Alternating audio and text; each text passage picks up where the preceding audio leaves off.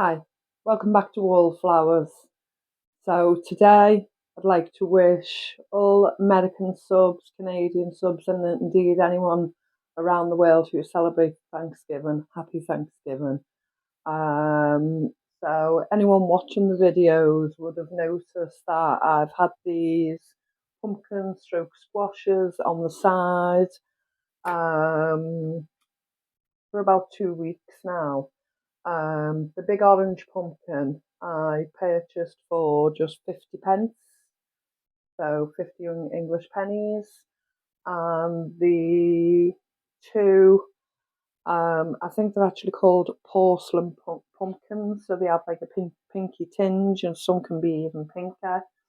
So they're porcelain pumpkins. I got those for free. This says a mixed squash, but I kind of know it as an acorn squash, and I got that for free as well. So it's been a nice display, just sitting on the side, somewhat decorative. And now today I'm going to take one of the porcelain squashes. There's no actual holes in, some markings on them, but it's fine. I'll try and take the top off if I can. Yeah, it's not coming off yet. And cut through it.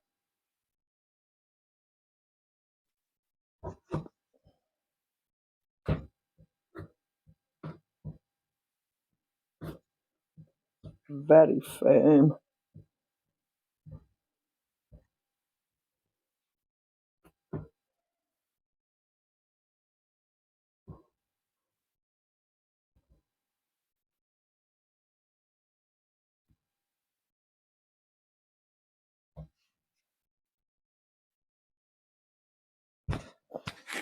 Have a giggle at me struggling, it's okay.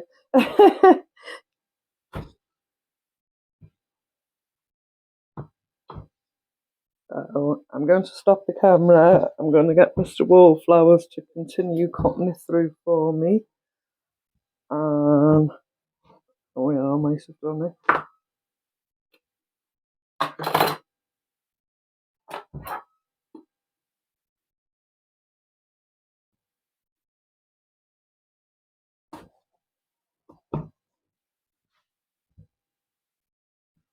Just see if I can tease it apart. It's because that stalk's still on it, holding it together.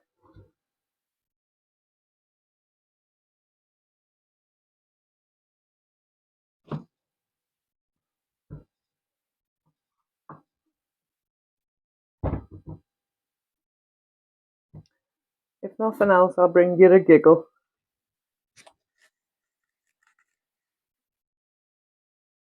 Okay, I'm going to have to stop and let Mr. Wallflowers sort it out for me.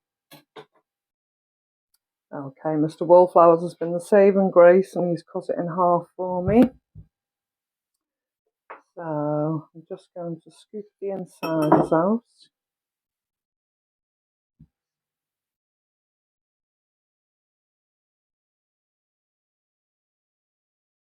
What I'm actually going to do is I'm actually going to keep these seeds.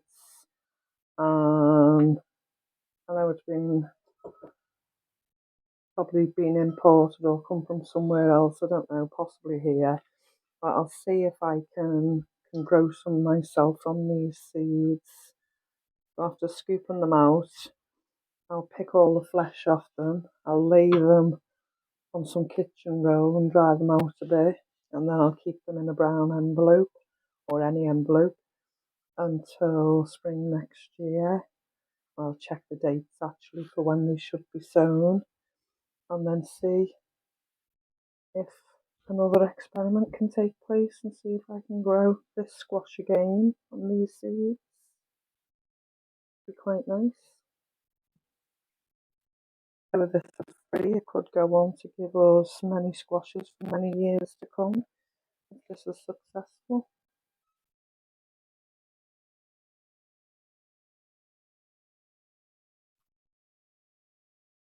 That's a good thing about vegetables and fruits with seeds. Some of the times you can actually keep them. I keep peppers every year from the bell peppers I buy. I keep the seeds every year and attempt to grow my own. Sometimes I'm successful, sometimes I'm not, but I just enjoy it, and when I bring one in, I'm full of absolute thanks and I'm made up that I've been successful growing something. It's a learning curve.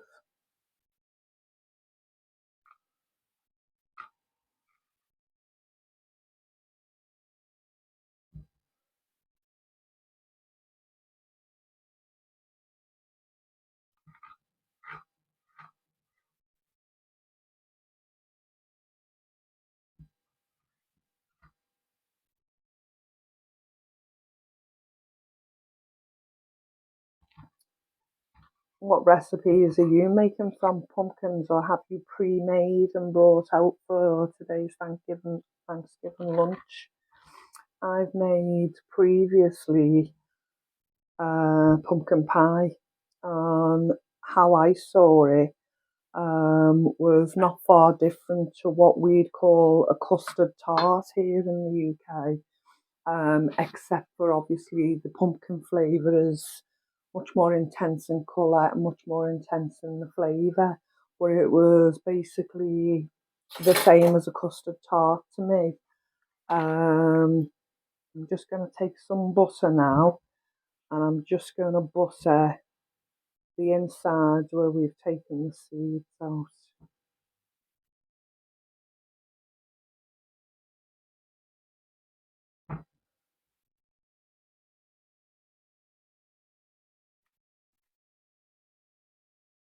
It's probably easy if you melt a bit of butter, but I don't want to use the gas just to melt butter. I don't have a microwave or anything like that, so taking it on the tissue, on the kitchen roll, and I'm just rubbing the inside with it. What I'm going to do is also score the insides so it gets through the thickness of the pumpkin.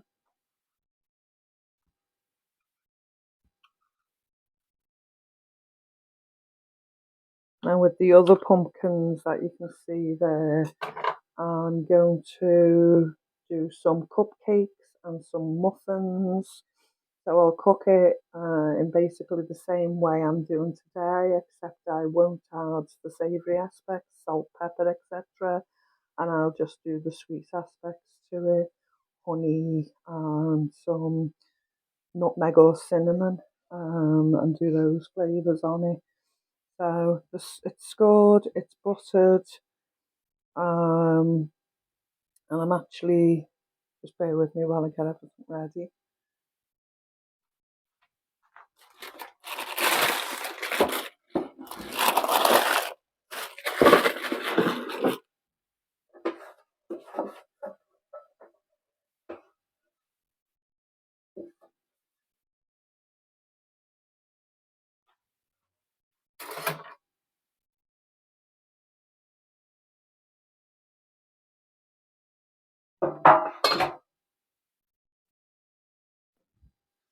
I'm actually just going to pour some water into the tray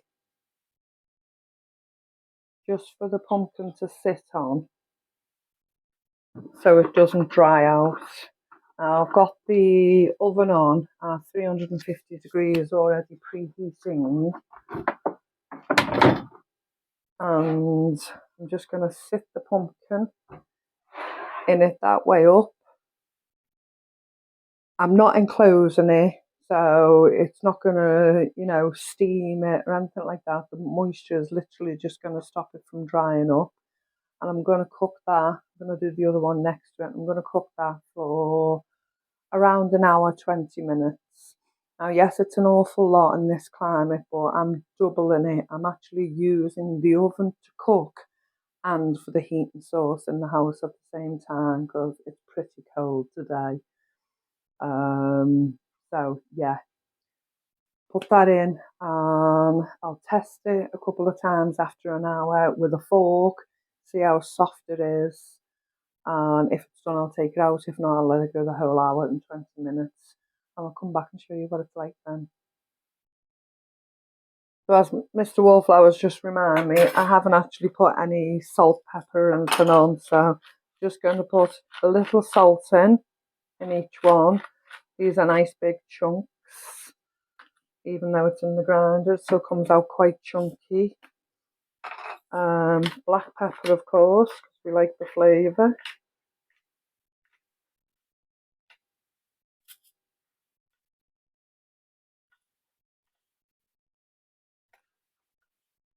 And it's good for us. So this is just thyme.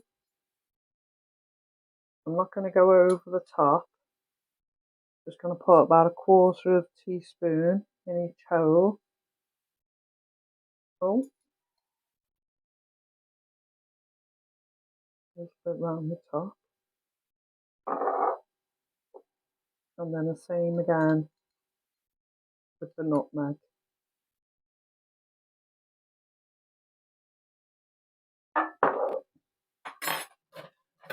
What I will like on it is my homemade honey. I'm just going to drizzle that all over it.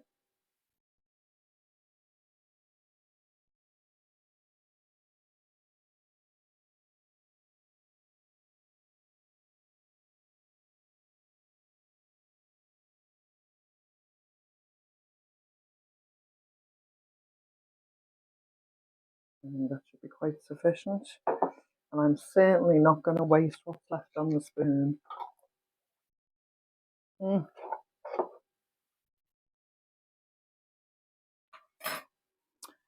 Et voila. So we'll do the other one and I'll bring you back once it's all baked.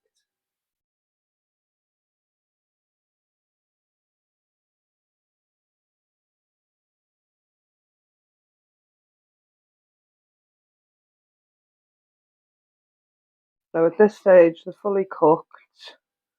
They took about an hour and a half in total.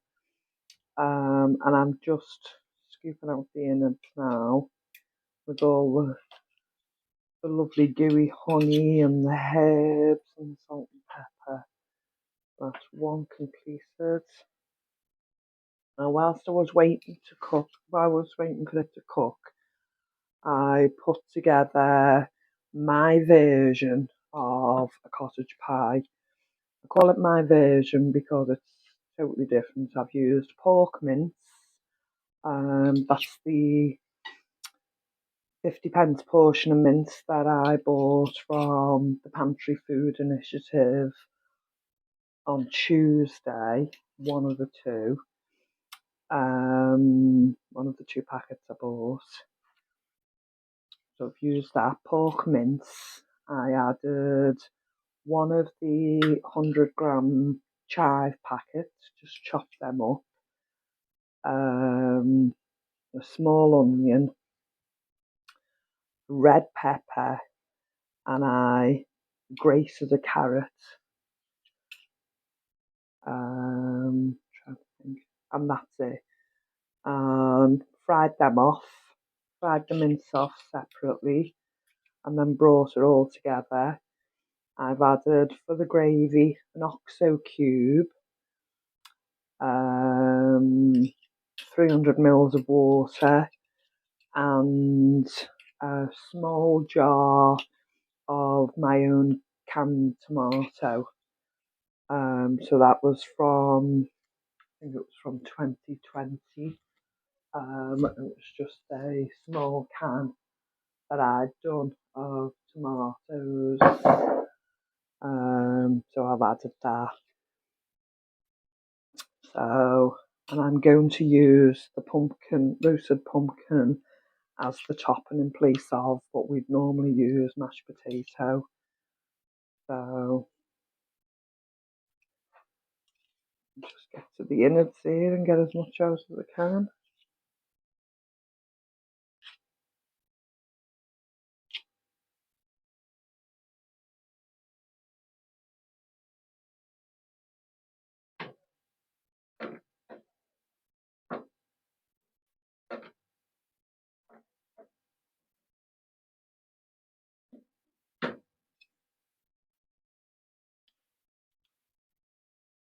So this is what I'd normally describe as a 4 to 6 portion meal that I make for myself and Mr. Wallflowers. So depending on how hungry we are when we come to dish it out, we might just cut it in 4, have a big portion each, or we might cut it into 6s and have a reasonable portion with a cob of bread. So just depends how hungry we are when we come to dish it up.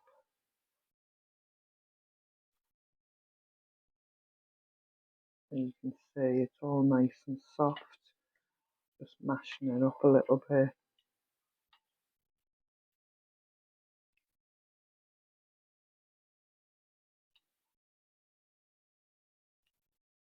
And you can see it's roasted.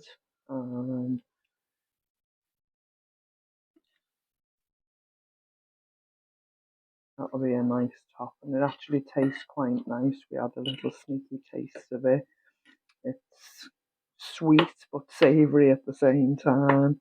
I've added all the savoury flavourings, as you know.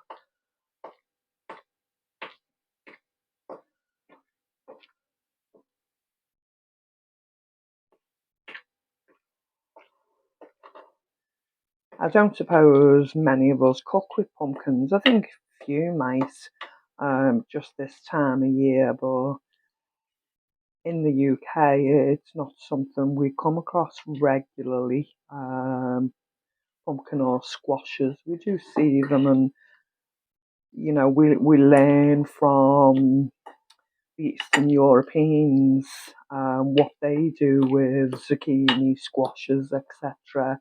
And I suppose we're getting a bit more continental as we go along with those types of recipes.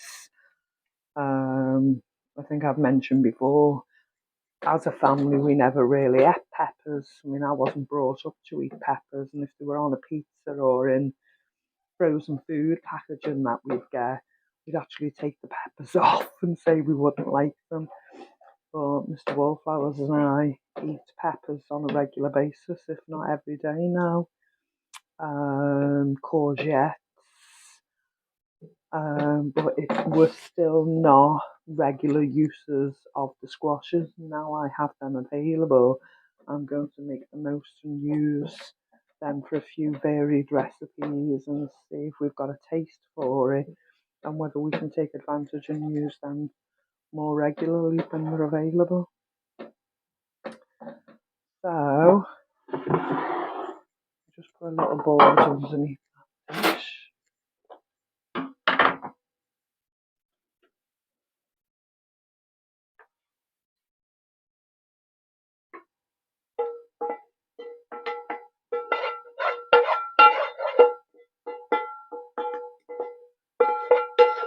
No point leaving any in the pan.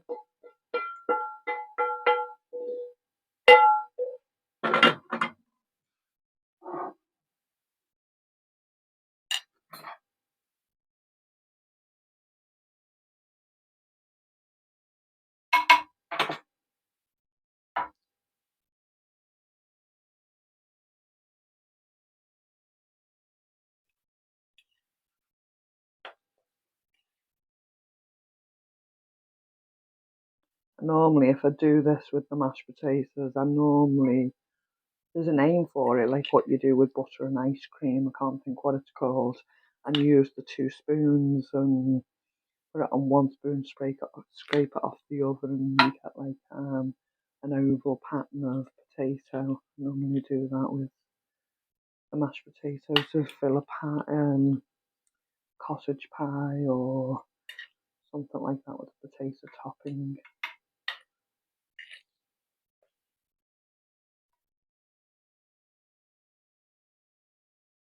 Have some nice flavours in it.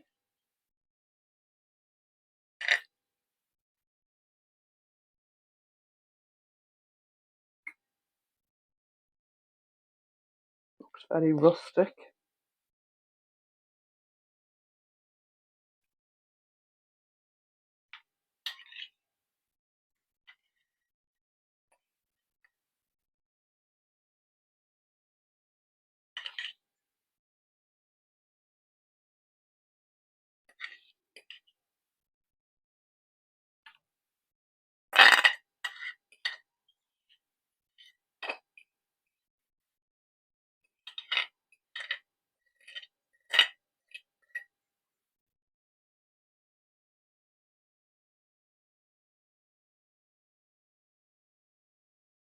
And there we have my variation of the cottage pie today, albeit pork mince, albeit pumpkin topping.